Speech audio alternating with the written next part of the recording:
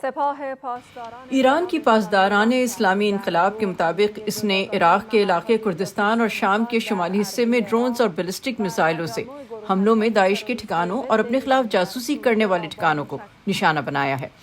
ایران کے مطابق اس نے یہ حملے اپنے دفاع میں دہشت گردی کا مقابلہ کرنے کے لیے کیے ہیں۔ عراق کے مالا عمر گاؤں میں پیر کی رات کیے جانے والے ایران کے حملے سے تقریباً ہر گھر کو نقصان پہنچا ہے۔ میزائل عراق کے کردستان کے علاقے اربیل کے مضافات میں ان گھروں سے صرف 400 میٹر کے فاصلے پر گرے۔ یہاں کے رہائشیوں کا کہنا ہے کہ وہ نہیں جانتے کہ ان کے علاقے پر حملہ کیوں کیا گیا، لیکن جیسے جیسے اس خطے میں تشدد بڑھ رہا ہے، یہاں کی آبادی کو خدشہ ہے کہ ان کی جان کو خطرہ ہے۔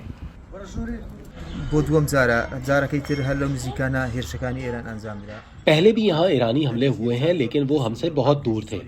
ہم اب خوفزدہ ہیں کیونکہ یہ بہت قریب ہے اور ہمیں خدشہ ہے کہ یہاں یہ حملے دوبارہ ہو سکتے ہیں۔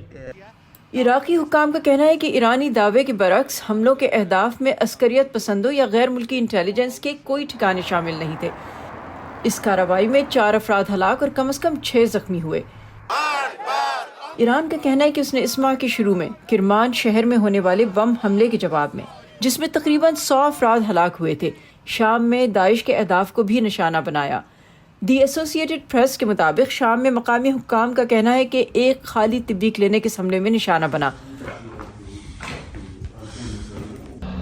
مالا عمر میں مقامی لوگوں کا کہنا ہے کہ مشرق وسطی میں تنازع اسرائیل اور حماس کے درمیان لڑائی سے آگے بڑھتا دکھائی دے رہا ہے، اور یہ تشویش بڑھ رہی ہے کہ جلد ہی جنگ سے چھپنے کے لیے کوئی محفوظ جگہ نہیں بچے گی۔ یہاں رہنے والے عام شہری ہیں اور ہم اپنی زندگی اور کام میں مصروف ہیں۔ ہم کسی بھی فوج کے اڈوں یا یونٹوں کے قریب نہیں ہیں۔ مجھے سمجھ نہیں آئی کہ ہمیں کیوں نشانہ بنایا گیا ہے۔ عراق میں امریکی حکام نے ان حملوں کو ایران کا غیر ذمہ دارانہ اقدام قرار دیتے ہوئے کہا ہے کہ ان سے عراق کے استحکام کو نقصان پہنچے گا۔